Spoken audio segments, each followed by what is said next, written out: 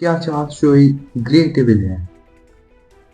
तो hello guys, आज हम लुकिज्म की एक और तगड़ी मिस्टीरियस थ्योरी के बारे में बात करने वाले हैं। ये थ्योरी कुछ पिछली थ्योरी से डायरेक्टली कनेक्टेड नहीं है, लेकिन कुछ रेफरेंसेस मिल सकते हैं आपको। तो इसलिए पिछली थ्योरी वीडियोस देखना मत भूलिएगा। तो चलो वीडियो को स्टार्ट करते हैं। कहानी शुरू होती है जब चार्ल्स चोई अपने ट्रेस जीनियस ब्योमगिन के साथ होता है और मीडिया उसको चारों तरफ से घेर लेती है। और डैनियल पार्क हमारा जो है उसका सीक्रेट को एक्सपोज कर देता है। चार्ल्स ब्योनकिन के साथ में स्माइल करके और उसको इशारा करता है कोई, और वो बिल्डिंग से कूद जाता है। और उसके बाद तो आप जानते हैं उसके साथ क्या होता है। तो उसका आखिर प्लान क्या था, ये हम अभी जानेंगे। जब चार्ल्स जोई मर जाता है, उसके बाद जेम्स ली अपने असली रंग दिखाना शुरू करता है। वो डैनियल पार्क को अपना एंटी हीरो प्लान्स में यूज करता है और डैनियल को टास्क देता है बुसान के किंग को मारने का। असल में जेम्स डैनियल को शुरू से मैनिपुलेट कर रहा होता है और डैनियल को लगता है कि जेम्स अच्छा बंदा है और वो बुरे लोगों को मारने के टास्क देगा, उसे ऐसा लग रहा होता है। इसलिए डैनियल जेम्स के ऑर्डर्स को फॉलो करता है। बुसान में जिन रैंग के साथ फाइट के बाद डैनियल को पता चलता है कि जेम्स एक बुरा इंसान है।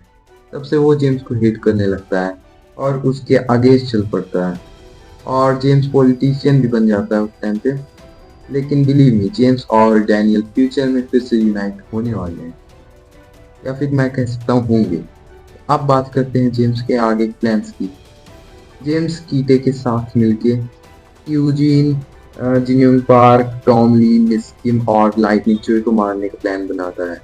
और वो कीटे को स्पेसिफिकली कहता है कि डैनियल पार्क को मत मारना, क्योंकि जेम्स को पता होता है कि डैनियल फ्यूचर में उसके कुछ इम्पोर्टेंट रोल प्ले करेगा। माइक भी उसके प्लान में काम आए, या फिर हो सकता है कुछ और। ठीक है।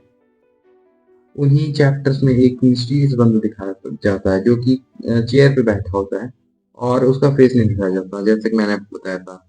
और वो जेम्स को टास्क दे रहा होता है। अब हम चार्ल्स के प्लान के बारे में बात करते हैं। इस थ्योरी के अकॉर्डिंग चार्ल्स गैपियम को मारने के बाद उसकी बॉडी छिपा देता है।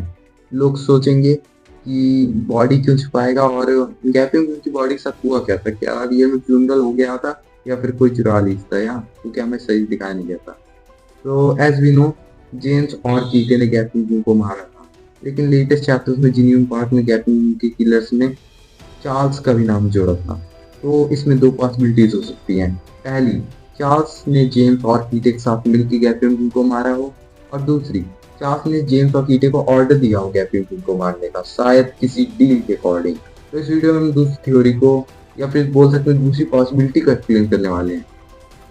चार्ल्स ने गैपियम की बॉडी को लैब में ले जाकर डुप्लीकेट बनवाया हो मरवाने के बाद, इसी दूसरी थ्योरी, आई मीन दूसरी पॉसिबिलिटी के अकॉर्डिंग। और यहाँ भी दो पॉसिबिलिटीज हैं।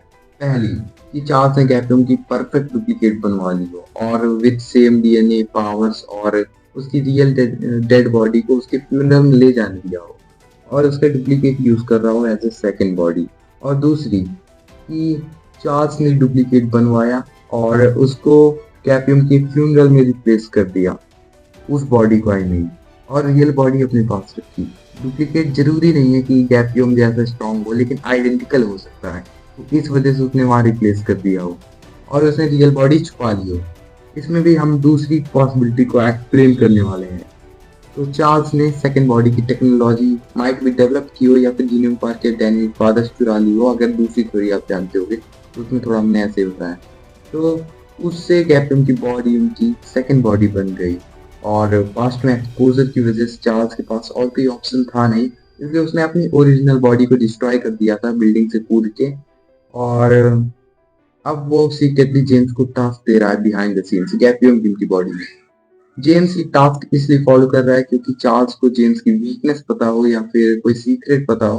ऑफ कोर्स जेम्स को भी ये पता होगा कि ये बंदा चार्ल्स ही है, क्योंकि जेम्स का भी इंटेलिजेंस हाई लेवल पे है। और ये बात उसके प्लान से ही कंफर्म हो जाती है। जितने भी हमने उसके अभी तक जो है प्लान्स देखे हैं उसके कई सारे आर्ट्स में। तो और इस थ्योरी में जेम्स और चार्ल्स सेम पर्सन वाली थ्योरी को हम नहीं मानते हैं, बिकॉज ऑफ उस थ्योरी को अगर मानेंगे तो यहाँ सब चीज पलट सकती है। थ्योरी में कोई सेंस भी नहीं बनाती है, लेकिन वो भी काफी पावरफुल थ्योरी है और इस पर कई सारी वीडियोस बन चुकी है, इसलिए मैंने सोचा उसको ना बना।